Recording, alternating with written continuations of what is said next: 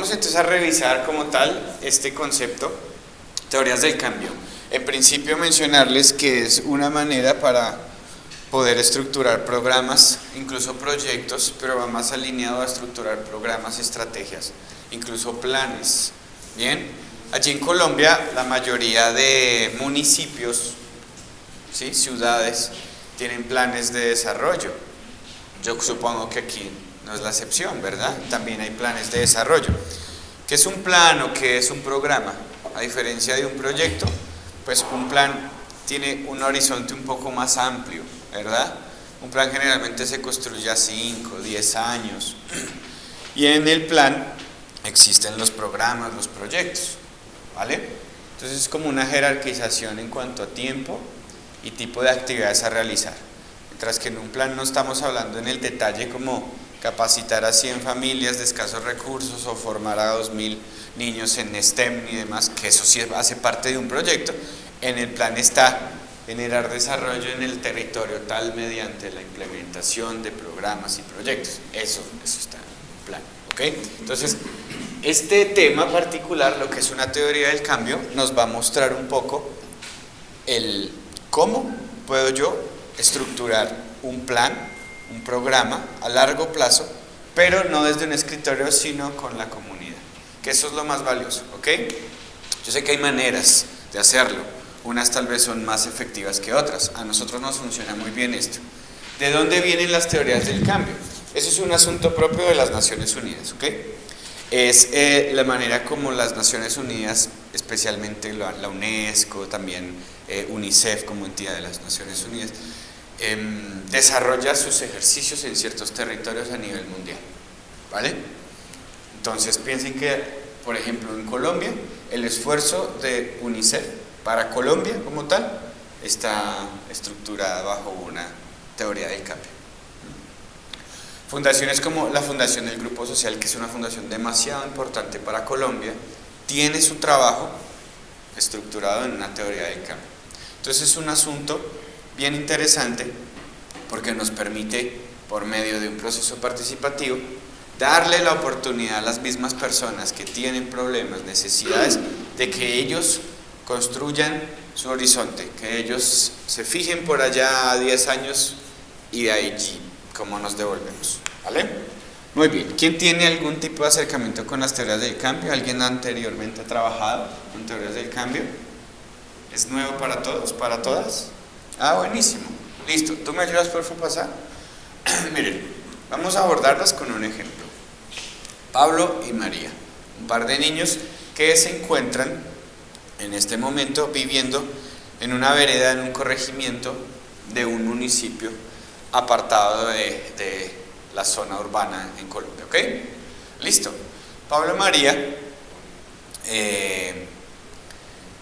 son un par de niños que también han sido víctimas del conflicto interno que vive Colombia.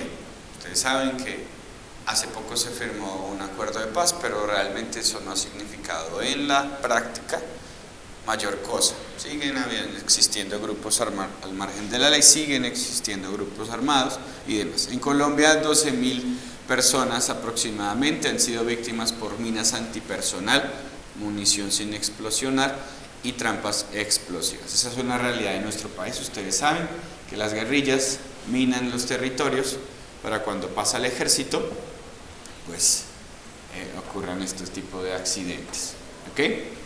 Los niños también, los padres, las madres, los cuidadores, la gente de la comunidad también es víctima. Bien, no necesariamente los soldados y los que se alzan en armas, pues tienen su conflicto, sino es una cuestión que erosiona el tejido social que tiene Colombia como tal. Bien, esta es una realidad, este es un problema. Porfa, pasa. Estos son las trampas explosivas, estas son las minas antipersonales, esto es como tal lo que se utiliza para causar muchísimo daño. A pesar de que hay un tratado internacional en donde se dice que no se debe usar y que esto y que lo otro, como todo lo que se pone en el papel es tan lindo, pero en la realidad es muy diferente.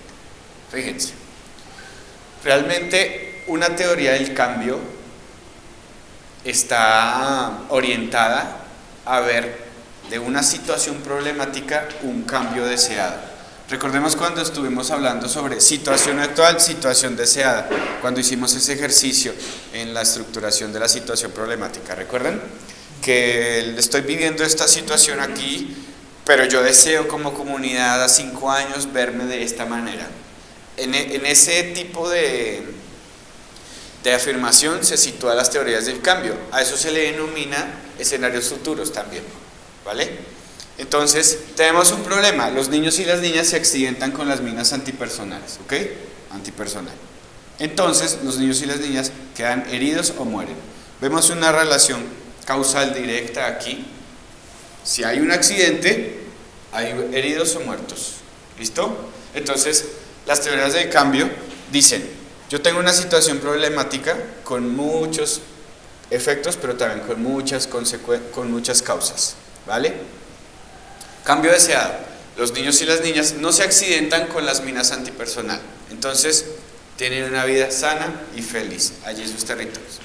Claro, y entonces aquí uno empieza a ver ya, si uno es crítico, dice: ¿por qué la vida sana y feliz tiene una directa relación con el tema de las minas antipersonal? Si la vida sana y feliz podría ser un asunto ya de un tejido un poco más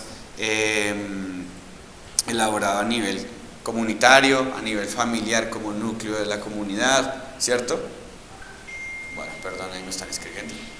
Y entonces, la problemática inicial que uno llega a abordar en el territorio tiene como resultado un impacto, ahorita lo vamos a ver, que ese impacto es algo un poco abrazable, es un poco ambiguo, es algo que de pronto queda por allí en entredicho y que no se lograría únicamente con este simple esfuerzo, pero que al dar solución en el mundo sistémico del problema a esto que es la prioridad para el territorio, muy seguramente sí llego a esa ambigüedad.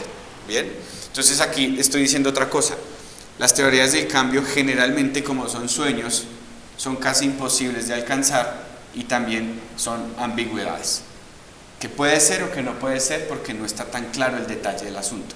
Y así es como se construye una teoría del cambio. ¿Saben por qué? Porque aquí yo estoy refiriéndome a unos impactos, que quiere decir cambios a largo plazo. Ya les muestro un poquito más el muñeco, les estoy dando contextualización. Entonces miren, fíjense, las teorías del cambio es la explicación de los cambios que queremos generar y la forma en que lo haremos. Eso ya lo he mencionado. En la teoría me refiero, ¿qué es en la definición de la teoría del cambio? Es una narración estructurada que da cuenta de los cambios que van a suceder en cierto territorio, en ciertas comunidades y cómo se llegan a ellos. ¿Ok? Narración estructurada, recordemos eso. La teoría del cambio es una narración estructurada. Bien, entonces, los niños y las niñas tienen comportamientos seguros. Los niños y las niñas usan infraestructura segura. La comunidad reporta incidentes que tienen relación con artefactos explosivos. Eso me produce, recordemos, la situación problemática. El problema como tal tiene causas, pero tiene consecuencias. Y si le damos la vuelta, entonces el cambio como tal tiene unos medios y tiene unos efectos, ¿no? Recordemos un poco si hemos trabajado alguna vez con árboles de problemas, quizás. Que hay un árbol de problemas, pero también hay un árbol de soluciones. Bien, entonces, si queremos que los niños y las niñas no se accidenten, porque los niños y las niñas se están accidentando debido a que tienen comportamiento, los niños y las niñas tienen comportamientos seguros, ¿eso qué quiere decir? Que de acuerdo a la problemática, pues estos niños no están teniendo comportamientos seguros, no tienen una infraestructura segura en los colegios. La mayoría, si no es el 100% de los colegios rurales, su infraestructura como tal no es la más adecuada. Esa es una realidad que pasa en este país, en mi país diré. La comunidad reporta incidentes que tienen relación con artefactos explosivos. ¿Eso qué quiere decir? Que la comunidad en este momento no tiene como tal un mecanismo para reportar lo que pasa. ¿Qué es un incidente y qué es un accidente? Un incidente, en este caso, cuando hablamos de minas antipersonal. ¿Por qué les estoy hablando de eso? Porque hace un tiempo trabajé con UNICEF en el desarrollo de ERM, Educación en el Riesgo de Minas, ¿vale? Entonces, por eso me parece un bonito ejemplo. Entonces, ¿qué quiere decir un incidente? Un incidente es, pucha, miren, ahí hay una caja sospechosa, surgió en el camino, ¿bien? Yo tengo como comunidad que reportarlo. ¿Qué pasa? la comunidad se hace los de la oreja gacha. Eso es un término que usamos allá. La oreja gacha es, eso no importa, está ahí. Un accidente es cuando un niño llega y le causa curiosidad esto, levanta la tapa y ocurre un accidente, ¿vale? Que compromete como tal su vida, compromete su calidad de vida en cierta manera. ¿Listo? Entonces, luego de que los niños no se accidentan, puedo ver que los niños tienen una vida sana y feliz. Ahora, miren, aquí hay que resaltar algo importante, porque estamos viendo que hay unas capacidades aquí adquiridas, aquí hay unos comportamientos o desempeño y aquí hay un impacto final. ¿Listo? Esto, si lo vemos en un horizonte temporal, podría ser algo que a corto plazo puede existir, que da como resultado algo a mediano plazo y algo a largo plazo. ¿Listo? Muy bien. Listo. Claro, tenemos que revisar que nosotros en las teorías del cambio establecemos los cambios, pero adicionalmente tenemos que revisar que los cambios tienen un norte, un horizonte, tienen que estar alineados a una acción concreta. Por eso vemos que los verbos marcan la forma en que vamos a realizar los cambios que se esperan. Si los niños y las niñas tienen comportamientos seguros, pues tenemos que analizar los comportamientos inicialmente. Entonces ya empezamos a bajarnos un poco más en la lógica del proyecto. ¿Se fijan? Porque podemos darnos cuenta que esto es un objetivo, puede ser unos objetivos específicos y estas son unas acciones a realizar para cumplir los objetivos específicos. ¿Sí nos damos cuenta un poco? Pero entonces, ¿cómo se construye esto? Se construye cuando estamos sentados allí en el territorio y estamos hablando con las personas, entendiendo cuál es su situación deseada, qué es eso que tanto anhelan para su comunidad en el futuro, según la problemática que estén abordando. Entonces, si los niños y las niñas usan infraestructura segura, pues eso tiene que estar debido a que se construyen cerramientos en las escuelas, ¿no? Una cosa aquí, los cerramientos generalmente, les hago este paréntesis, generalmente los grupos armados con la comunidad son muy buenos, ¿saben? Entonces, buenos entre comillas, ¿bien? Porque les informan dónde quedó la mina antipersonal allí instalada, les dicen cuál es el camino seguro, les llevan mercados, los consienten a la comunidad allí de la zona. Entre comillas, son buenos. Pero resulta que los niños son tan curiosos que se les va la pelota.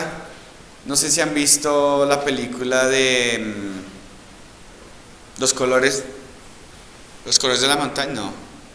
Bueno, de niños que hay un niño albino y demás. Muestra la realidad de Colombia, se las recomiendo. Es muy bonita y nos hace llorar a todos cuando la vemos. Muestra esta realidad de las minas antipersonal, que se le va su vaquita, su esto, el marrano y hay un accidente, ¿vale?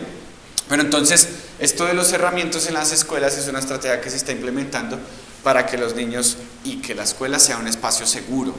Bueno, la mayoría de los enfrentamientos, tanto de los militares colombianos, las Fuerzas Armadas de Colombia, frente a las guerrillas, paramilitares y demás, se hacen en las escuelas. Y esto es supremamente impactante. ¿Por qué en las escuelas?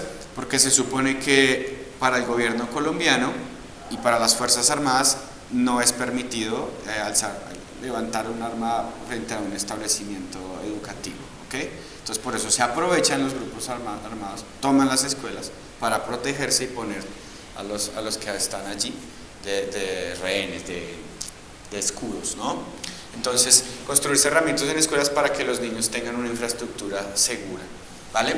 Sensibilizar a la comunidad, pero también desarrollar una aplicación móvil. Podría ser la manera en que la comunidad reporta incidentes.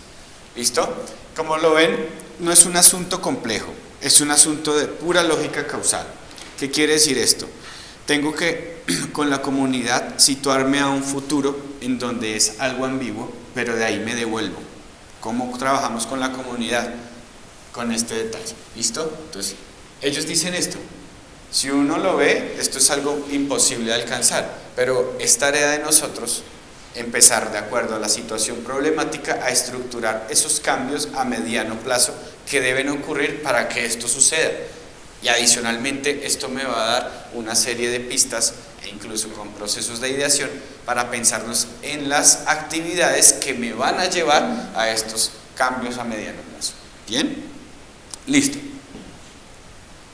Vale. Entonces, lo importante no es el artefacto innovador o las actividades que se realicen, lo importante es generar cambios. Queremos que las niñas y los niños no se accidenten, por eso tienen esto. Realizamos actividades de educación en riesgo de minas, 50 talleres con la participación de 1.500 niños y niñas. Claro, wow, esto es pero no necesariamente este wow va a dar como resultado que los niños y las niñas tengan comportamientos seguros. Porque una cosa es desarrollar talleres, una cosa es entregarles la aplicación, ¿cierto? A poder estar con ellos en un proceso de enlace comunitario, de entender realmente el por qué no tienen comportamientos seguros y construir con ellos la solución. ¿Sí me hago entender? Esto que está en naranja es lo típico en un proyecto, es lo típico. Los niños no tienen comportamientos seguros, es porque no conocen tal vez cuáles son los comportamientos seguros. Capacitémoslos. Talleres con refrigerios, y eso es lo que pasa en un proyecto real, ¿verdad? Es decir, eso es lo que pasa comúnmente. ¿Qué nos está diciendo las teorías del cambio? Que nosotros tenemos que centrarnos es en el cambio. ¿Quién es el que cambia? ¿Qué es lo que está cambiando en ese quién? ¿Y cómo podríamos medir el cambio? Esos son los 3 factores claves para poder estructurar un cambio dentro de una teoría del cambio. ¿Ok? ¿Quién es el que cambia? Los niños y las niñas. ¿Qué es lo que está cambiando? Su comportamiento. Ahora, ¿cómo yo mido ese comportamiento? ¿Bien? No está ahí explícito. Pero 50 talleres con la participación de 1.500 niños y niñas, seguramente ese sería sí, uno se pone a analizar. Eso sería una buena actividad, una buena acción en el marco de un proyecto. Muchos podrían decir tal vez, de pronto otros digan no. Entonces, la intención aquí es entender qué es lo que va a cambiar. Tener un comportamiento seguro. Un taller puede ser muy dinámico, podemos usar Legos, no necesariamente eso me da cuenta de que realmente pueda existir ese cambio. Hay que buscar estrategias, por eso es que la innovación social también está directamente relacionada con los temas que ayer precisamente veíamos con Lego y eso. Pensamiento divergente, pensamiento convergente, pensamiento centrado en el ser humano, centrado en el ser humano, en los niños en este caso, y que ellos sean también los que propongan el cómo. Esto fue un ejemplo real. ¿Cómo se hizo? No hubo talleres, claramente, sino hubo un proceso de gamificación. ¿Okay? Los niños aprenden y todos nosotros está comprobado que aprendemos más cuando jugamos. Entonces se construyeron una serie de juegos dinámicas muy chéveres, muy interesantes. De pronto les paso unas fotitos y ellos, devuélvete un momentito. Y ellos, se pasó. Y ellos aprendieron qué es tener un comportamiento seguro. Pero también abarca otros aspectos, porque estamos hablando únicamente de niños y las niñas. En el colegio tal vez pasen la mayoría, bueno, en la escuela en este caso, en la escuela pueda que pasen la mayoría del tiempo, ¿cierto? Pero también tienen una importancia muy relevante sus padres o cuidadores. Entonces uno ya entraría a trabajar no solamente con los niños y las niñas, sino con el entorno cercano. ¿Bien? Entonces, para que nos dé. Y bueno, tremenda aplicación que no usa datos. Buenísimo, desarrollar una aplicación móvil de reportes de incidentes. Buenísimo, pero ¿qué tal en 100 hogares que existen en el territorio? Solamente 3 hogares tienen celular. Entonces, ¿esa aplicación para qué me va a servir? ¿Qué pasó? Pues que la aplicación se pensó desde aquí. ¿Por qué? Porque aquí, ¿quién no tiene celular? ¿Cierto? Y eso suele suceder y eso ha sucedido. Entonces, por eso la importancia, vuelvo a recalcar allí, la importancia de construir las soluciones, en este caso, construir las actividades desde el territorio, no desde el escritorio. Eso nos garantiza que exista tal vez una mayor apropiación y que sea un poco más efectiva la solución. ¿Okay? pero la comunidad no está reportando los datos. Pero los niños y las niñas ahora tienen comportamientos seguros. No se sabe, porque lo que hicimos fue un ejercicio aquí desde el escritorio, 50 talleres, tremenda aplicación, esfuerzos que siguen siendo elefantes blancos. Bueno, muy bien. Claro, estábamos hablando de teorías del cambio, ¿ok? Teorías del cambio, tengan presente que es una narración estructurada que da cuenta de unos cambios que sucederán en cierto territorio o comunidad y la manera en cómo se llega a ellos. Una teoría del cambio se puede resumir en una cadena de resultados, ¿bien? En una cadena de resultados. ¿Cómo se ve una teoría del cambio? Bueno, no tengo allí, ahorita les paso ese ejemplo. Una teoría del cambio es un documento, ¿saben? Eso es una teoría del cambio, es un documento. Piensen que esto es un documento en donde se dice cuál es la problemática, quiénes son los involucrados, a dónde quieren llegar esos involucrados, me refiero comunidad, gobierno, universidad, etcétera, dependiendo de la problemática que se está manejando. Y es una narración, es un cuento, ¿me entienden? Es un cuento. Ahora, ¿cómo esto de 10, 20, 30 hojas, que sería la narración estructurada de los cambios a desarrollar, se resume cuando implementamos esta herramienta? Las cadenas de resultado. ¿Bien? Las cadenas de resultado dan cuenta de los cambios que se quieren, a los cuales se quiere llegar. ¿Vale? Pero adicionalmente, el cómo se llegará y también la medición. ¿Listo? Entonces, la cadena de resultados es una cadena, tiene eslabones. ¿Eso qué quiere decir? Que están conectados, interconectados. Entonces, el impacto veámoslo como los niños tienen mejores condiciones de vida y son felices, ¿cierto? Iría por aquí. ¿Qué característica tiene el impacto? Que hay un cambio en las condiciones de calidad y en las condiciones de vida en sí. ¿De quiénes? De los niños, ¿vale? Ahora nos devolvemos un poco a los efectos. Los efectos son cambios en el desempeño, en el hacer de la organización, del individuo, de la comunidad, porque las teorías del cambio también se estructuran para organizaciones, ¿vale? Entonces, cambios en el desempeño o individuos o en instituciones, es decir, los niños tienen comportamientos seguros, ¿recordamos? Entonces los niños ya tienen comportamientos seguros. Ahora nos devolvemos un poco a los productos, cambios en las capacidades, ya estamos hablando de algo que adquiero, conocimiento, destreza, qué sé yo, ¿vale? Cambios en las capacidades. Entonces los niños conocen, por ejemplo, son conscientes de que sus comportamientos no son seguros.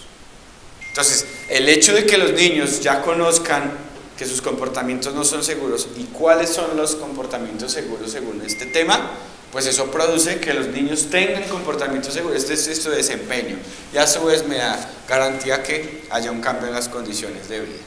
Pero para que los niños conozcan que sus comportamientos no son seguros y cuáles son los comportamientos seguros, tengo que tener una serie de actividades.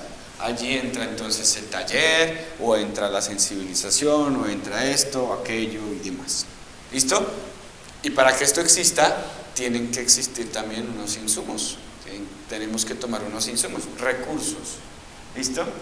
Entonces, esta es una manera muy chévere de poder construir en este momento nuestros proyectos, ¿vale? De vinculación, nuestros proyectos en las aulas de clase, pensando en un futuro, un horizonte a largo plazo y me voy devolviendo. ¿Ok? ¿Vale? Listo, buenísimo. Creo que hay otra o ya se acaba. Hay otras formas de resumir teorías del cambio, diagramas sistémicos, árbol de objetivos, lo que veíamos, ¿no? A nosotros nos gusta la cadena de resultados. Pásala, por favor. Cadena de resultados del modelo de educación en el riesgo de minas en el ámbito educativo. No se alcanza a leer muy bien, pero esta es la estructura que está manejando ahorita UNICEF, allí en Colombia. Yo se las puedo compartir, en donde muestra las actividades, los productos que me generan estas actividades, al efecto que está ligado a los productos y lo que se quiere a largo plazo. ¿Bien? Ya se acabó, ese es el último. ¿Listo? Buenísimo. Prendamos la luz, por favor, porque ya vamos a empezar a pescar mojarras. Ya vamos a empezar a pescar mojarras. Buenísimo, listo. Muy bien. Entonces, para no hacer esto tan aburrido, tan tedioso, yo les propongo lo siguiente. ¿Por qué no hacemos una cadena de resultados, cierto? Para las escuelas con las que estuvimos trabajando. ¿Sí? ¿Les parece? Es un ejercicio muy corto. Y una cadena de resultados es simplemente detallar un horizonte a futuro bajo la situación problemática que tenemos, pasar a unos efectos y luego unos productos. ¿Está bien? Dime, sí. Devuélvete, porfis, Dani. Aunque hay otra forma de subir la primera cambio, entendí que era lo que tradicionalmente se conocía como un árbol de problema. Si ese árbol de problema sustancialmente puede resumir lo que sería lo que has mencionado en la primera cambio, lo que yo quiero hacer, cómo lo voy a hacer. Sí, bueno, un árbol de objetivos tiene como tal el cambio, ¿cierto? Lo que produce el cambio, los efectos, pero también tiene unos medios, que al final de cuentas en la estructuración de un proyecto los medios vienen siendo alternativas, ¿bien? Se constituyen alternativas e incluso ya empieza uno a pensar en la actividad para poder llegar al cambio. Se puede resumir. Sí, claro, el árbol de objetivos. Es decir, está el árbol de problemas. En la formulación de problemas bajo la metodología de marco lógico, yo levanto un árbol de problemas y enseguida le doy la vuelta a la arepa, ¿cierto? Porque un árbol de problemas, cuando se da la vuelta a la arepa, se convierte en un árbol de soluciones, objetivos. ¿Bien? Entonces, suponiendo que aquí dice que los niños sufren accidentes debido a las minas antipersonales como problema central, pues cuando estoy viendo en un árbol de objetivos, los niños y niñas no tienen accidentes, ¿sí me entiendes? Entonces, aquí en esta diapositiva lo que quiero dar a entender es que les mostré algo que se llama cadena de resultados, que es como se resume una teoría del cambio, pero también se puede resumir por medio de un árbol de objetivos, porque tiene su impacto, tiene sus efectos, de una manera no ordenada como la cadena de resultados, pero puede funcionar. O un diagrama sistémico para mis queridos ingenieros, ¿vale? En donde yo tengo aquí una relación causal entre los problemas y determino cuál sería mi problema central a abordar. Esto es más desordenado, pero pues hay gente que le gusta. A mí no me gusta, ¿bien? Pero también se puede resumir. Esta diapositiva da cuenta de una manera en que uno resume como tal una teoría del cambio.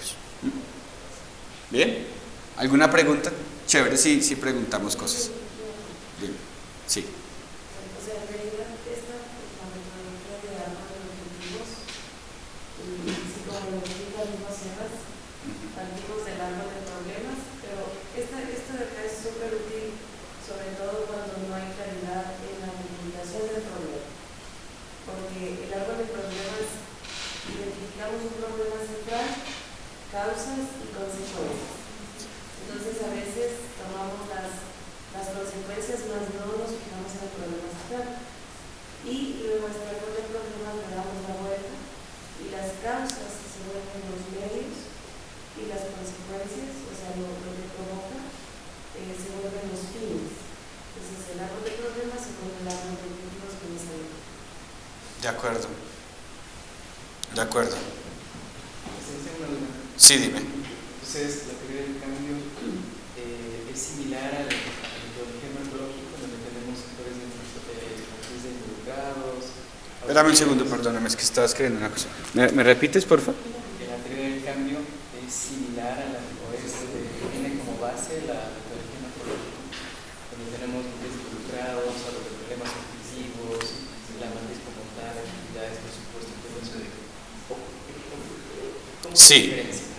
Listo. ¿Cuál es el alcance de un libro? Ya te lo menciono. Listo, mira. Tienes razón. Lo que pasa es que en el mundo social la idea siempre va a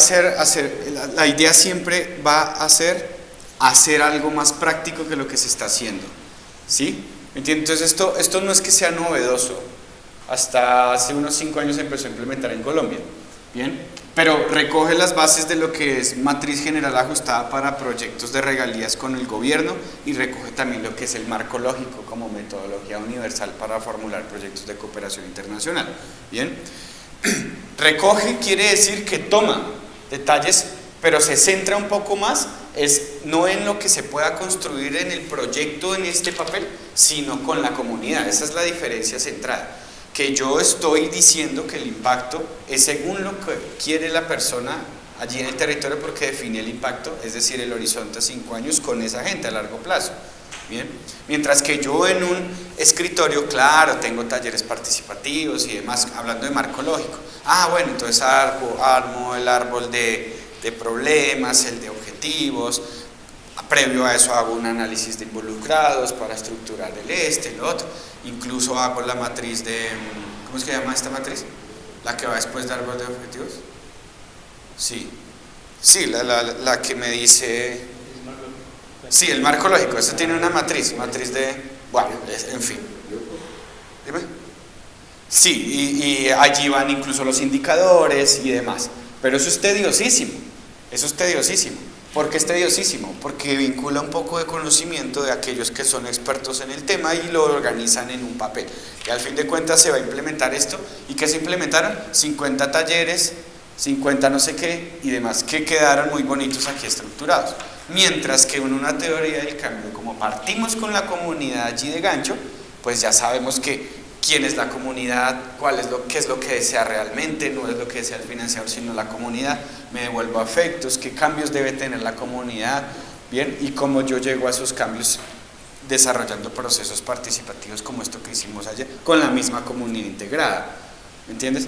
Entonces sí, seguramente el día de mañana seguirá teorías de los resultados, que toman las bases de las teorías de cambio, pero le agregan o le quitan otro detalle, y así sucesivamente. Pero sí, si tú lo quieres ver como marco lógico, es un marco lógico más aterrizado al territorio de trabajo comunitario. ¿Bien? Listo. Bueno, ganas el tiempo y la segunda parte estamos muy contentos, pero a mí me hubiese gustado insistir un poquito más en la parte de los indicadores, porque dentro del marco que nosotros tenemos como formato están estructurados una serie de indicadores que muchas veces, como tú lo acabas de decir, un poquito engorroso en función de lo que hay que plasmar en ese formato, ¿no? Pero entendí, y quiero que me saquen una duda, de que ya una vez que se identifica el problema con la comunidad, donde los actores principales son los que nos dicen cómo y qué es lo que quieren lograr y cómo se quieren lograr esos resultados, pues sería una parte de abarcar esos indicadores que ya entonces no tendríamos necesidad como de plasmarlos, sino que ya están construidos con con los actores principales. Porque lo que en la Facultad de Medicina, específicamente, lo que muchas veces está incorrecto en las formulaciones de los proyectos y lo que nos piden en los resultados tangibles, es que se plantea un indicador y cómo se va a medir.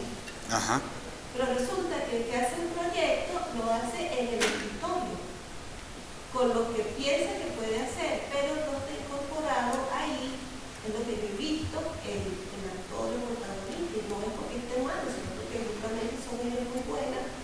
Pero entonces ese indicador, se lo entiendo, ya al construirlo e ir a la comunidad, ya sería el mismo protagonista que nos dará la pauta para saber qué y cómo lo vamos a medir.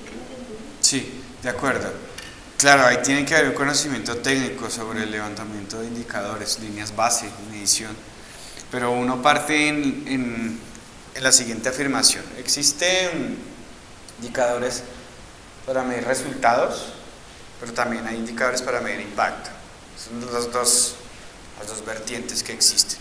La más difícil es medir impacto, ¿ok? Por eso los indicadores de medición de impacto son los que están situados según nuestra cadena de resultados, en el largo plazo, porque son cambios en condiciones y calidad de vida. Ese es realmente un impacto. Los indicadores de resultados son 50 talleres realizados, entonces esos van alojados más en las actividades.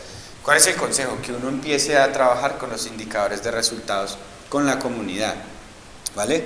En donde un indicador de resultados puede ser dos colegios encerrados, me refiero con encerramiento para cuidar a los niños. Eso uno sí lo puede medir, ¿vale? Porque son 2 colegios, el encerramiento de qué tipo será, no sé, puede ser malla, puede ser polisombra, puede ser el que sea, ¿vale? Y cuando uno ya ha desarrollado ese tipo de actividad de resultado, tiene ese resultado, eso me va a otorgar unos cambios en el desempeño de los niños. Ahí es ya donde empieza uno a ver el impacto, ¿vale? El impacto. Un impacto no es tan fácil medirlo, porque incluso yo les doy este tip. El impacto va relacionado con la subjetividad de quien lo levanta como indicador, ¿saben? Para mí pueda que los niños que tengan muy buen vestido, que tengan muy buena lonchera, tengan un muy buen desempeño en sus aulas de clase. Estoy diciendo, les otorgo una lonchera como resultado, un buen vestido, los mantengo bien alimentados, que duerman bien. Entonces para mí, para que yo que estoy formulando esos resultados que puedo tener al cabo de una semana, un mes y demás, me den un buen impacto, que es, el impacto en este caso sería buenos resultados en las pruebas del Estado, ¿bien? Porque ya su desempeño ha cambiado. Pero eso soy yo. ¿Qué tal haya un psicólogo familiar aquí y que levante como indicador que para que hayan buenos resultados en su conocimiento, en las pruebas de Estado, tiene que haber una armonía familiar? Entonces yo trabajo más es con la familia y demás. ¿Sí me hago entender? Allí es lo contradictorio del asunto social, que nada es totalmente cierto y nada es totalmente falso o negativo, ¿entienden? Eso es lo que sucede comúnmente en el ámbito social, que las intenciones, todas por muy buenas que parezcan, no necesariamente van a generar el impacto esperado. Sí.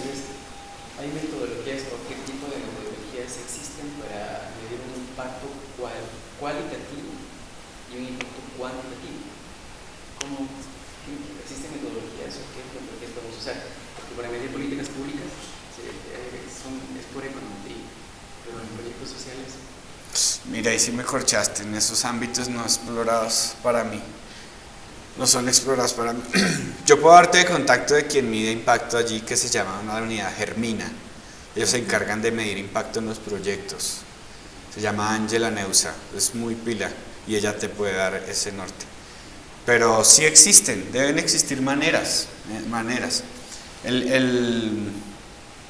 Nosotros utilizamos una batería de indicadores para la innovación social. Les voy a compartir, por cierto, ese libro, se los voy a regalar. Ese libro está en la biblioteca en un minuto, pero yo lo tengo en PDF, se los voy a compartir.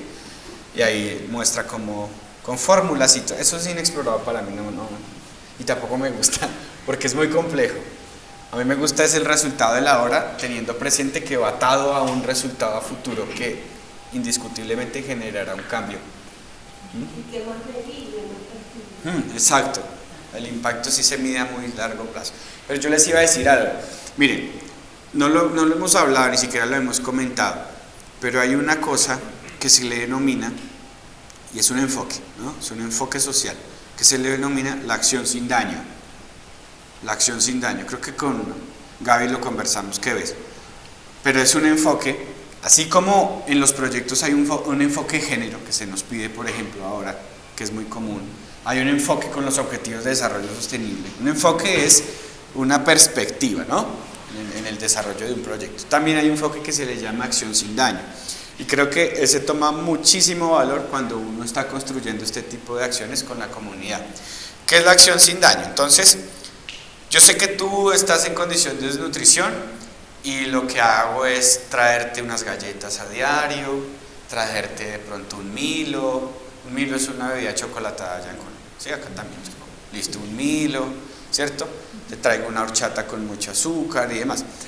Estoy haciendo algo bueno, ¿verdad? Porque estoy cuidando a las personas, estoy cuidando aquí en este caso a Stanley. Pero es que Exactamente, pero Stalin el día de mañana puede tener diabetes por esto que yo estoy haciendo. ¿Sí me hago entender un poco? Estoy haciendo acciones con daño. Y ahí hay un tip también importante a tener en cuenta. Quien garantiza realmente que la acción sin daño pueda hacer que la acción sea sin daño es la misma comunidad, ¿saben? Porque ellos sí tienen el panorama real de lo que está sucediendo con ellos mismos. ¿Por qué me pones un puente si a nosotros nos gusta es andar en chalupa? Nos gusta remar. ¿Qué estoy haciendo allí? Estoy haciendo algo muy bueno porque les estoy evitando remar, pero están perdiendo su cultura y tradición. ¿Sí me entienden? Eso es muy complejo, eso es muy difícil. Igual uno nunca va a lograr tener un común acuerdo con la comunidad. Entonces por eso uno prioriza, por eso uno generaliza en ciertas ocasiones, o uno toma la palabra de valor de los adultos mayores que tienen experiencia y otras cosas, ¿vale? Pero ¿por qué les mencioné acción sin daño? Porque es que eso nos permite a nosotros también establecer, hablando un poco de la medición del impacto, nos permite a nosotros establecer todo tipo de acción que el día de mañana no repercuta en un daño para la misma comunidad, es decir, que no haya una brecha entre el impacto que se quiere y lo que se está haciendo actualmente, sino que tenga coherencia, ¿vale? Por parte de la misma comunidad. Se llama un enfoque de acción sin daño, también es propio de las Naciones Unidas, lo están utilizando mucho. ¿Listo? Buenísimo. Yo creo que podemos hacer ejercicios si les parece bien, o hablamos un poquito más de otros temas, incursionamos en otros asuntos, ustedes me dirán.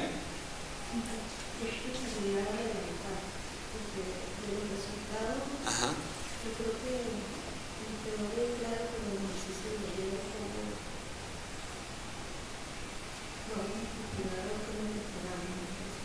Ok.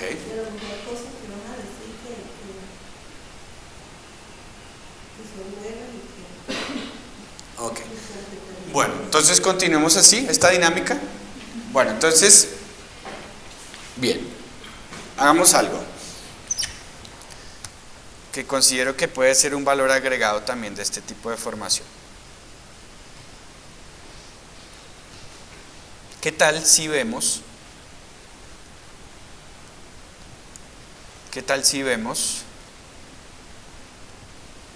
Ah, ¿lo pusiste en modo avión? Buenísimo. Tranqui, está bien, chévere.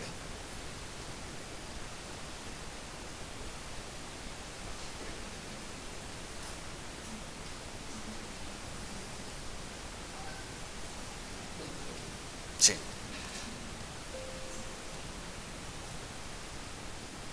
Espérame a ver.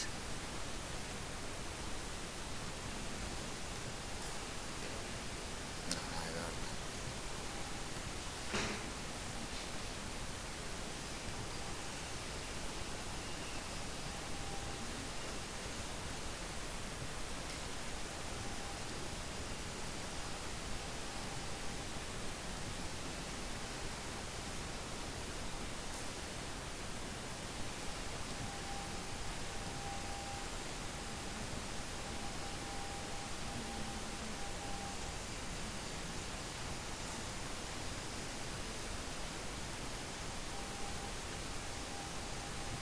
Miren, les propongo lo siguiente, que veamos ya en la minucia, algo que considero que va a ser muy significativo para ustedes. Son las lecciones aprendidas que nosotros como Parque Científico de Innovación Social en los muchos años que hemos tenido desarrollando proyectos, pues hemos aprendido, valga la redundancia, lecciones que hemos aprendido, ¿vale? Y creo que puede ser muy valioso para ustedes porque ahí encuentran nuestros errores, van a encontrar también cómo hemos hecho, y lo dividimos, fíjense, en formulación, seguimiento y control, recursos humanos, el apartado financiero, que son las compras, comunicaciones y demás en los proyectos, ¿vale? Que es una lección aprendida, es el conocimiento adquirido durante un proyecto que muestra cómo se trataron los eventos del proyecto o cómo deberán abordarse en el futuro con el propósito de mejorar. Una lección aprendida está directamente relacionada con los temas de calidad, mejora continua, en este caso en el marco de los proyectos, ¿vale? Logros y desafíos, formulación, listo. Entonces miren, empecemos con esto. En la formulación, aprendizajes que hemos obtenido. La formulación no es una actividad secundaria, requiere de tiempo para garantizar su calidad técnica y presupuestal. ¿Qué hacíamos nosotros antes? Decíamos que cuando formulábamos un proyecto a nivel social, pues simplemente era como, venga, nos sentamos un par de días a estructurar la propuesta para el financiador. ¿Ok? No, según nuestra experiencia ahora, no debería ser una actividad secundaria, por eso conformamos equipos, se llaman kick-off, equipos en donde diferentes áreas, así no tengan relación, entren en la formulación, incluyendo claramente a personas de la comunidad. ¿Listo? Es necesario que para cada proyecto formulado exista un responsable de las unidades especializadas o los aliados, eso es claro. Es necesario que todas las unidades tengan claro el procedimiento. Se recomienda que las personas proyectadas para implementar un proyecto sean partícipes de su formulación. Otra lección importante allí que aprendimos, las personas proyectadas para implementar un proyecto. ¿Eso qué quiere decir? Que hay actores que se van a contratar en los proyectos, como por ejemplo este personaje aquí que nos trae el refrigerio diariamente, ¿verdad? Él hace parte del proyecto, ¿ok? Pero también la comunidad hace parte del proyecto, entonces que estén allí integradas en la formulación. Esto da garantía que la formulación no va a quedar como como algo allí, algo utópico, ¿verdad? Sino que esté aterrizado según lo que los actores que van a estar presentes lo realicen. Bien, es necesario definir y cumplir el cronograma, eso es clave. Evaluar la capacidad técnica real de los equipos al presentarse, importantísimo, no ser muy soñadores. Cuando aplique se recomienda plantear modelos iniciales de solución con los financiadores, alternativas de solución. Miren, esto es algo también que tiene un trasfondo importantísimo. Yo les decía, un proyecto no es la solución, ojito, un proyecto es el vehículo que transporta la solución. Esto que construimos ayer es la solución. Lo que hicimos de lunes a jueves es la solución. Llegamos a una solución. Entonces, llegamos a la solución de la lonchera saludable al fin, llegamos a la solución del programa formativo con sus talleres. Eso es la solución. El proyecto es el vehículo que lleva la solución al territorio.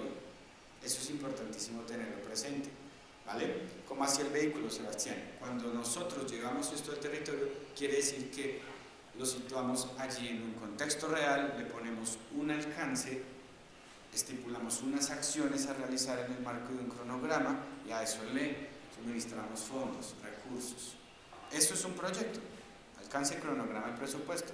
Esta es una solución, son dos cosas aparte. ¿Por qué hago énfasis en esto, aunque parezca ilógico? Porque yo tengo que garantizar primero un proceso de ideación, prototipado, de dar solución al problema con la comunidad, para después ahí sí pensar en el proyecto, ¿no? ¿Qué hacemos comúnmente? ¿Qué hacemos aquí en la UTPL comúnmente en los proyectos? Micha, si tienes un proyecto, ¿qué es lo que haces comúnmente? Lo formulas, ¿cierto? Con el equipo, es decir, le metes a eso cronograma, alcance, presupuesto y demás. De ahora en adelante, ¿qué vamos a empezar a hacer? Pues nos podemos reunir en pequeños equipos de trabajo, pensar en la solución, con las herramientas que aprendimos, pensar en la solución y después ya abordar como tal el proyecto, formularlo. Miren, pasa algo también curioso, muchas de las convocatorias ya tienen la solución adentro, ¿sí se fijan? Piensen en convocatorias que ustedes hayan formulado para el gobierno, por ejemplo, que el gobierno siempre tiene solución. El gobierno te pide que 2.000 niños tengan lonchera escolar de esta y de esta manera. Te están pidiendo es la formulación del proyecto. Ahí uno puede jugar con el financiador, porque uno entra a decirle, venga señor financiador, ¿usted considera que esas loncheras realmente es la solución a la problemática que quiere abordar? Y conjunto con el financiador construye. Eso es lo que nos gusta hacer a nosotros. Habrán ocasiones que ya la licitación o la convocatoria diga lo que haya que hacer. Entonces, ni modo, pues toca formular sobre esto. Entonces, no hay procesos de innovación allí. ¿Vale? Importante eso. Un proyecto no es igual a una solución. Una solución se co-crea con la comunidad. El proyecto se puede estructurar desde el escritorio habiendo co-creado la solución con la comunidad, porque eso garantiza apropiación una vez esta solución llegue al territorio. ¿Vale? Listo. Muy bien. Es importante incorporar focos de ciencia, tecnología e innovación. Eso hace parte de nuestras lecciones aprendidas. ¿Ok? O sea, todo lo que está aquí es nuestras lecciones aprendidas. O sea, las estoy compartiendo porque es Todo esto son estrelladas que hemos tenido, ¿listo? Todo esto realmente es estrelladas que hemos tenido. Y dice mi mamá, no hay mejor manera de aprender en la vida que ver los espejos de los demás. ¿Okay? Entonces, parece chévere. Evaluar siempre los criterios de evaluación de los financiadores, importantísimo. Allí entra el tema del impacto, de cómo se mide el asunto. Bien, pasa por favor. Se sugiere la articulación con otras sedes nuestras, ¿no? Nuevamente, entonces también puede quedar como lección aprendida para ustedes. No necesariamente tiene que ser la Dirección General de Vinculación la que esté allí sobreviviendo, porque no pensamos también la Vicerrectoría de Investigaciones. Es un ejemplo o el Parque Científico y Tecnológico, ¿qué visión tiene respecto a este desarrollo que vamos a realizar, el proyecto? ¿Qué quiere decir esto? Ampliemos un poco el panorama, ¿no? Ampliemos el panorama. Tal vez exista un profesor, incluso allí en la universidad pública, que tiene muy buen conocimiento, articulémonos. ¿Saben? Este tema social no hay nada mejor que poder uno generar lazos con otras instituciones, entidades, para que haya un mejor abordaje, desarrollo en el territorio. Se recomienda que cuando sea posible se homologuen los perfiles para la presentación de los proyectos. Bueno, eso es un asunto muy interno administrativo. ¿Qué quiere decir? Que se homologuen los perfiles. En cada una de las convocatorias nosotros tenemos un banco de hojas de vida, tenemos un banco de expertos temáticos y demás. Entonces es necesario que exista como tal esa homologación para que este que me sirve acá también me sirva aquí. Es una cosa muy interna que tenemos, ¿vale? No es recomendable presentar propuestas con montos superiores a los 6.000, dado que el proceso de gestión de avales y firmas dentro de esto es administrativo. 6.000 salarios mínimos quiere decir 6.000 millones de pesos o más o menos unos $1,5 millones, ¿vale? $1,5 millones. No es recomendable para nosotros. De acuerdo al monto de los proyectos se recomienda contemplar uno o más profesionales administrativos. Bueno, eso es algo también muy administrativo. ¿Eso qué quiere decir?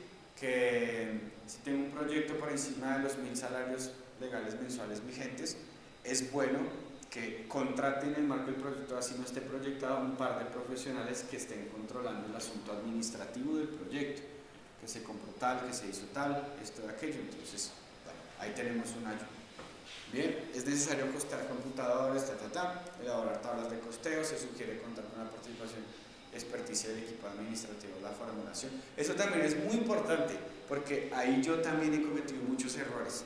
A mí se me da de la noche a la mañana de formular un proyecto y digo que el profe, según lo que yo sé, cuesta tanto, ¿verdad? Pero resulta que hace un par de días ya las tarifas para los profesores cambiaron, ¿cierto? O que la hora de investigación, porque en el proyecto puse que la hora de investigación de un docente investigador es tanto. ¿Quién tiene la razón? Pues los administrativos y financieros, ¿no? Entonces es bueno que en la formulación ellos también se integren, ¿vale? Para no cometer los errores que hemos cometido. Nos hemos dado en la cabeza muchas veces, pero es por lo mismo que nosotros vamos como caballitos arreados y a tratar de organizar el sector, pero pues no le damos importancia a los otros equipos, ¿vale? Bueno, elaborar tablas de costos, se sugiere control listo, en lo posible no comprometer la elaboración de páginas web. Es algo chévere que nos ha pasado por dos cosas. Lo primero es que cuando le prometemos al financiador una página web, ahí ya estamos adentrándonos en el gusto del financiador, ya al detalle. Entonces, ¿eso qué quiere decir? Que nos hace un reproceso, no funciona la cosa. Y lo segundo, que no lo vemos valioso para la comunidad. La comunidad en general no le interesan las páginas web. Esa es la realidad, según nuestra experiencia, ¿no? Bueno, cuidado con el volumen y calidad de los saldos académicos comprometidos. Eso también es relevante para nosotros como universidades. Generalmente nos comprometemos que la cartilla, pero adicionalmente el artículo en revista indexada y adicionalmente 2 ponencias internacionales del proyecto de 6 millones de pesos, del proyecto de $1.000. No, pucha, eso es imposible alcanzarlo. Entonces, cuidadito con el volumen y calidad de los saldos académicos comprometidos. Se recomienda gestionar el banco de hojas de vida, currículums. Bueno, pásalo, porfa. Seguimiento y control rápidamente. Esto ya se está volviendo como un poquito tedioso, entonces les mencionaré los más importantes. Por ejemplo,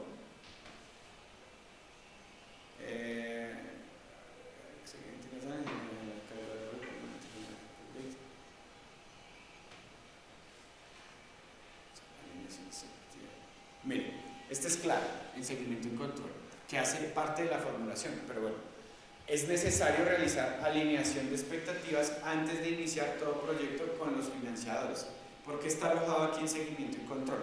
Porque el seguimiento y control tiene dos funciones: revisar que las actividades se estén llevando a cabo tal como se plantearon en el tiempo que se plantearon y el presupuesto se esté llevando a cabo tal como se planteó, de acuerdo al tiempo en que se planteó. ¿Ok?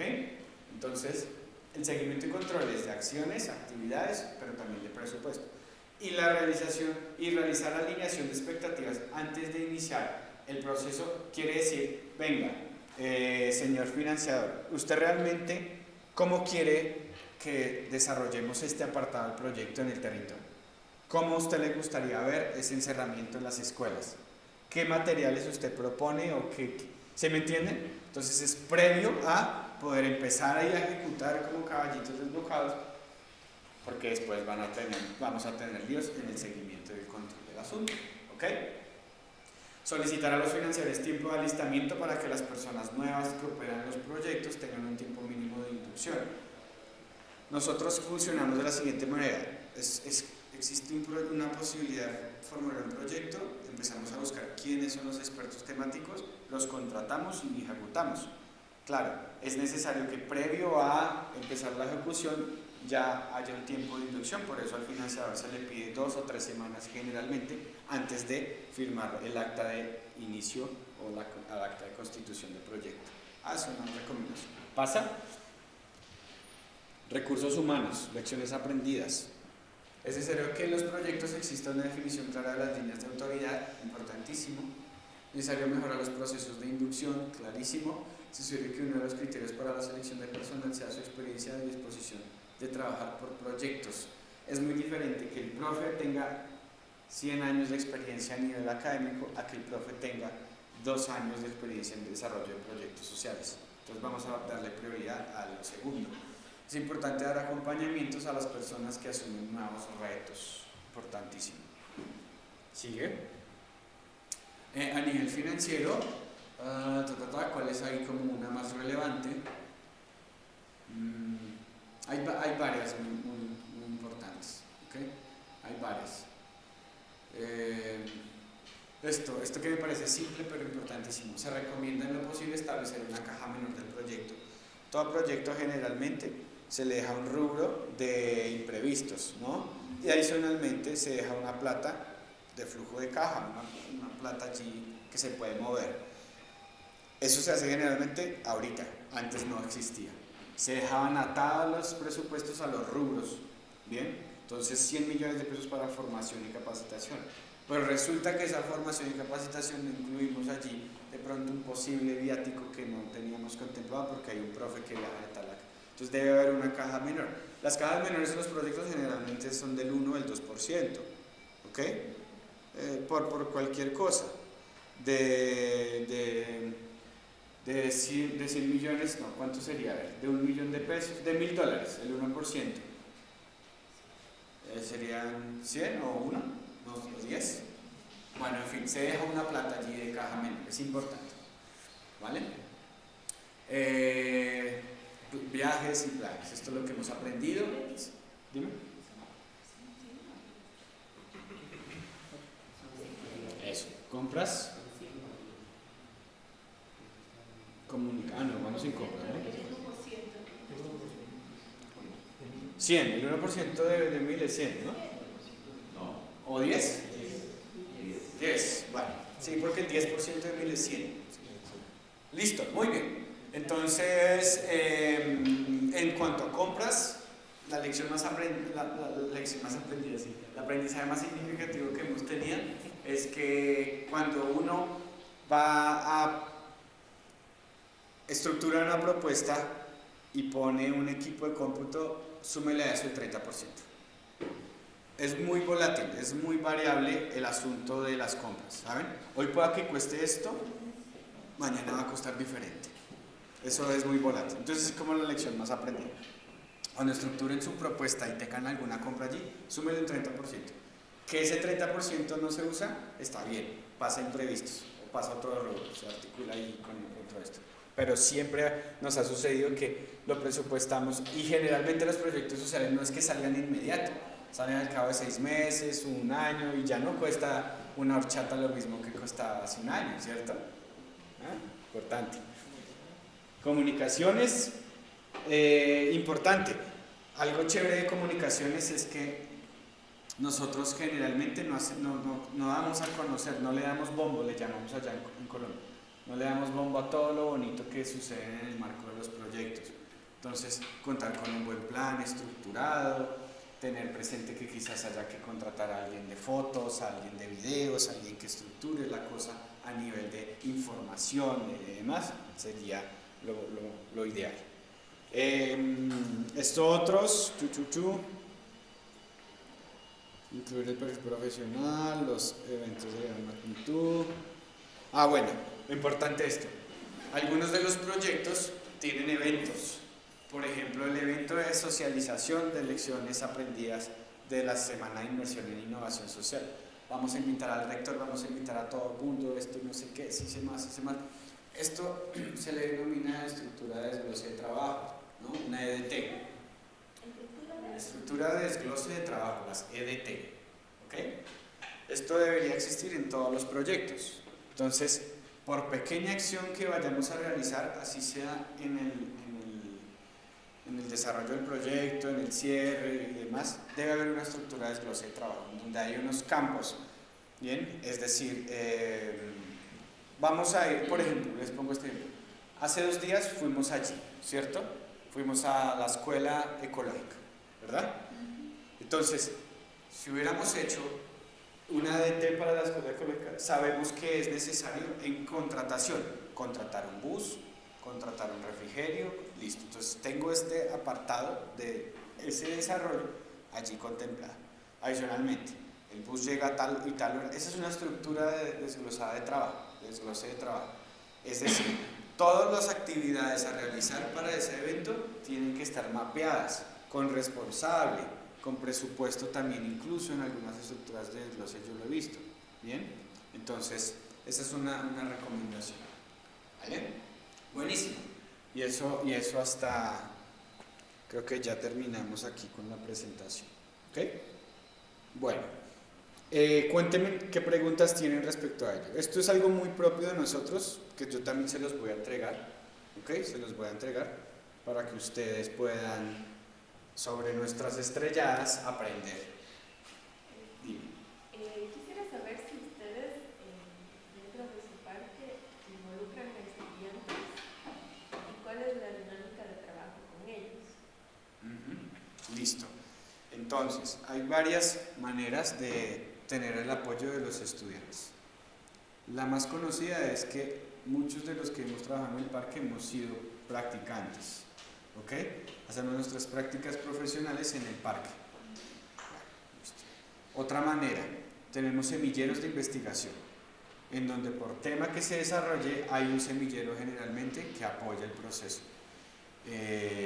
Listo, otra manera. Otra manera es que manejamos voluntariado también. ¿Ok? Entonces llegan estudiantes que tienen tiempitos libres y dicen, me gusta lo que hacen y me quisiera encaminar por este tema. Listo, voluntario, o sea, voluntario. ¿Qué pasa? Que no se puede exigir mucho en esos casos. No hay un contrato laboral establecido para la exigencia como tal que se requiere. Son apoyos valiosísimos. Otro, las prácticas en responsabilidad social, como los proyectos de vinculación, están atados incluso a territorios en donde nosotros estamos desarrollando un proyecto y pueden ahí empezar a colaborar. Entonces, prácticas en responsabilidad social. Otro, comunidades de aprendizaje.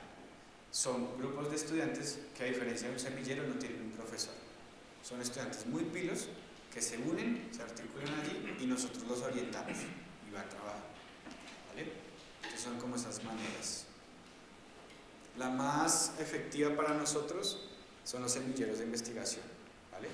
Esa es más efectiva para nosotros, porque hay un profe comprometido y adicionalmente un grupo de estudiantes que están allí trabajando con el asunto. Listo. ¿Alguna otra pregunta? Su merced. ¿Ustedes tienen la modalidad de estudio que ustedes tienen es presencial o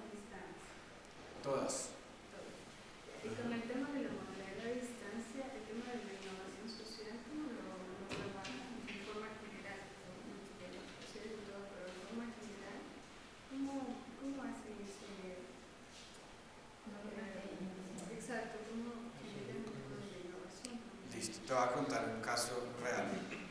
La pandemia dejó muchos estragos, especialmente en los micronegocios, ¿cierto? En todo el mundo, pero nuestro foco en ese momento eran los micronegocios. Entonces, mira lo que hicimos. Nos metimos directamente a trabajar, pensando en los micronegocios y los propietarios de micronegocios, nos metimos a trabajar con una asignatura transversal para todos los estudiantes, tanto de virtual, distancia, presencial y otra modalidad de certificación que existe por allá. ¿Cómo lo hicimos? Entonces, todos los estudiantes tenían que ver una asignatura que se llamaba en su momento emprendimiento y era una asignatura transversal de parte de la Vicerrectoría General Académica.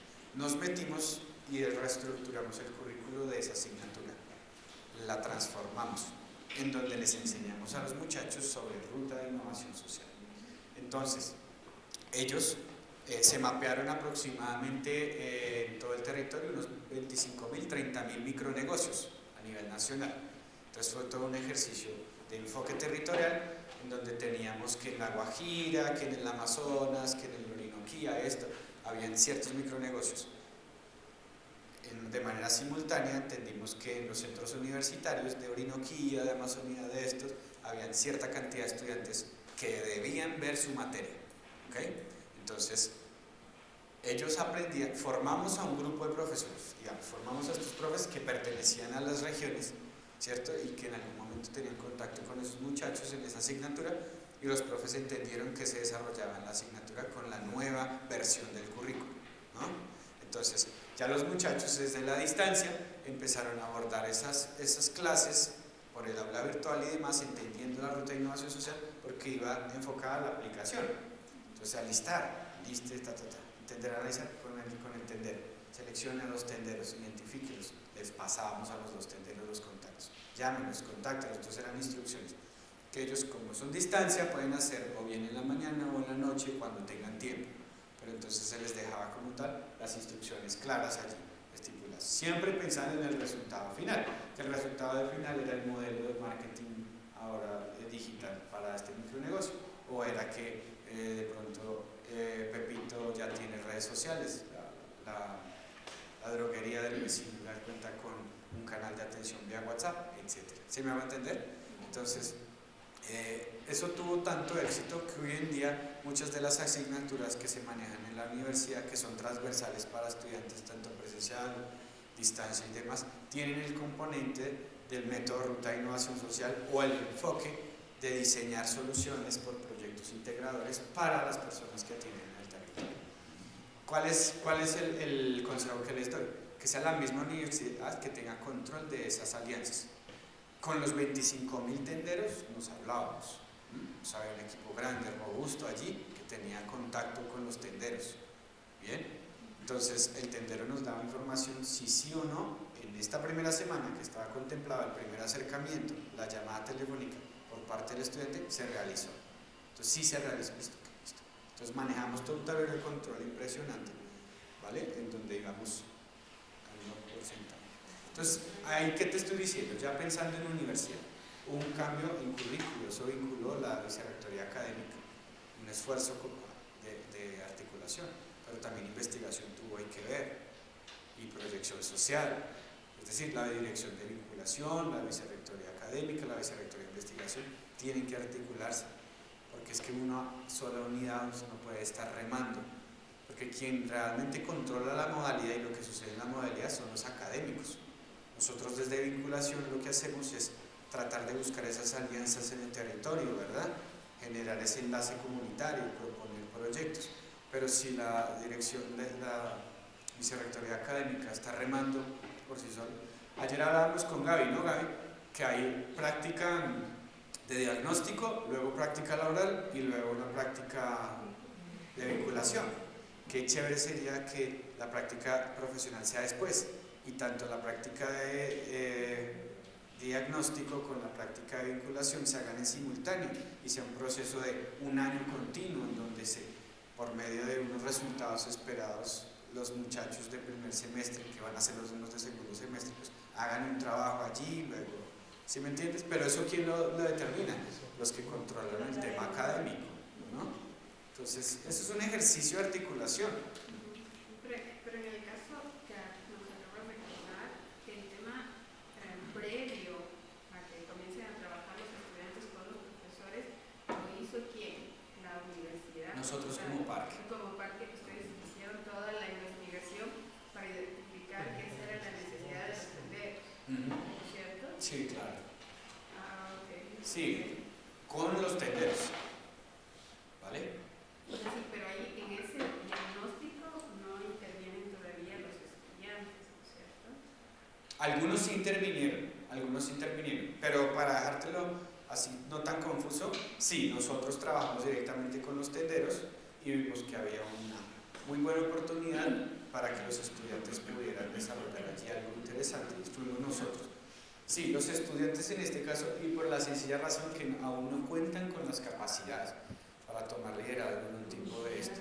No. Porque no podemos nosotros darle... Ellos, por ejemplo, y disculpa que te pregunta, cuando ellos empiezan con estos proyectos en cuarto ciclo, por eso yo los dejo para el segundo bimestre, porque ellos no entienden esa parte todavía de la información de la escuela, porque son estudiantes de cuarto ciclo que apenas están empezando. Entonces, uno los inserta de una vez y les habla de innovación, comisión, proyecto, comunidad, el impacto para ellos, y no, porque ellos vienen de materias teóricas de aula. Entonces, claro. lo que hacemos, o lo que se hace en la asignatura de UNICEF, les hacemos como una pequeña introducción al primer bimestre, para ya después del segundo, ellos ya manejan un término, porque ellos todavía eso les cuesta, y si a eso les suma que aquí se integra el proyecto integrador de saberes también, que tiene que ser la integración de unas más complejo todavía. Entonces, los pobres ellos no saben ni qué es gimnasia ni qué es magnesia, porque no entienden. O sea, hay que ir con calma en esa parte, porque el choque no es fácil para ellos. De acuerdo. Sí. No es porque sea difícil el proceso, sino que es por las competencias. Lógicamente, ellos al final ya adquieren la competencia que se estipula, que deben alcanzar en función a lo que se ha venido desarrollando. De acuerdo.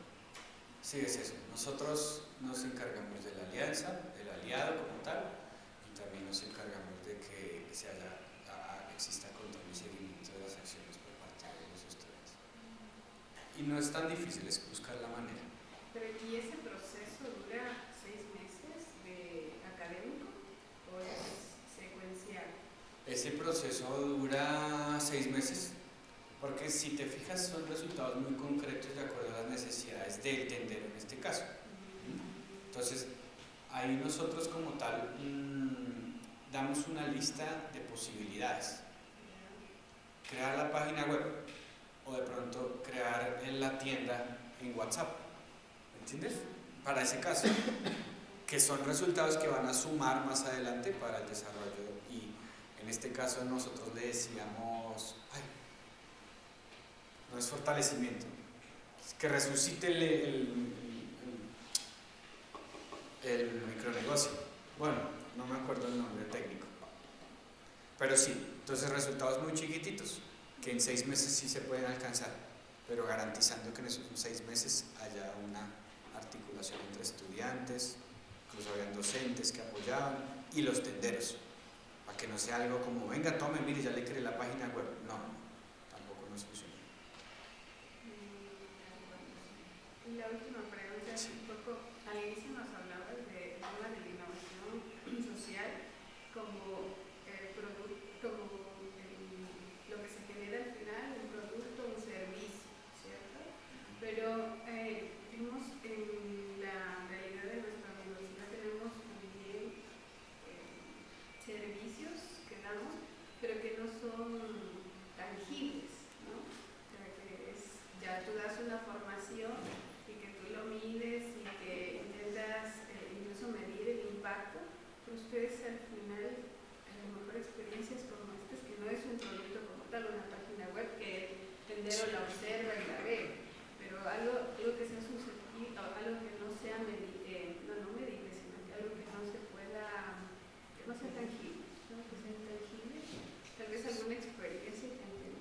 Sí, muchas. A ver, en este asunto, mira, las experiencias más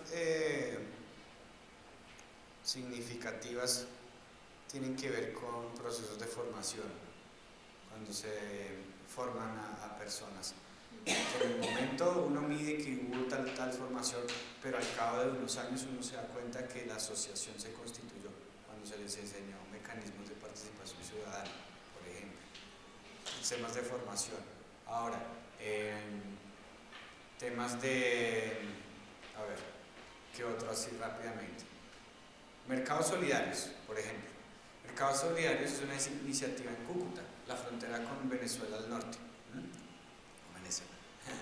Cúcuta. Entonces, mercados solidarios quiere decir un grupo de personas que tienen, cultivan, que hacen, transportan alimentos, vegetales, verduras y demás. Entonces, ¿qué hicimos nosotros? Nosotros, como tal, desarrollamos un proceso de sensibilización.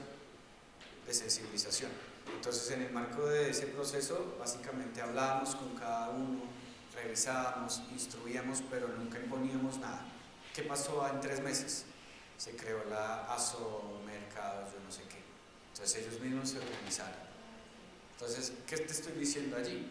Que por intangible que parezca, uno tiene que procurar que el horizonte esté claro, que esté atado a un algo que nosotros para que nos desarrollemos en conjunto, nos vamos y demás, pero el día de mañana sí pueda verse el impacto. Buenísimo, listo. Yo creo que el tiempo se nos ha acabado, no sé si hayan otras preguntas. ¿No? Bueno, de nuevo darles muchas gracias por su asistencia, su participación, por el compromiso que demostraron durante esta semana. Yo me voy muy feliz aquí de Ecuador por ustedes, por el proceso, por la horchata, ¿bien? Los tamales, por las bolas, bueno, por muchas cosas, me voy muy contento. Espero verles nuevamente virtualmente. Vamos a definir qué días nos vamos a volver a encontrar, porque entonces vamos a detallar realmente esto de las teorías del cambio ya un poquito más a profundidad. Vamos a hablar más de temas de innovación con las comunidades y otras cositas, ¿ok? Entonces, pues nada, se nos acabó la fiesta, muchachos. Llegó la hora de partir. Muchísimas gracias. Un aplauso para todos ustedes.